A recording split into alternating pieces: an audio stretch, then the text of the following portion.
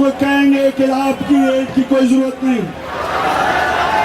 अपने कौम से, अपने लोगों से हम टैक्स इकट्ठा करके दिखाएंगे, कौम को अपने पैर पे खड़ा करेंगे और जो भी दहशतगर्दी है उसका हम तोड़ ढूंढेंगे, उसको हम खत्म करेंगे। लेकिन अमेरिका की जंग से निकल के, जिस वक्त अमेरिका की जंग से पाकिस्तान निकलेगा, दहशतगर्दी का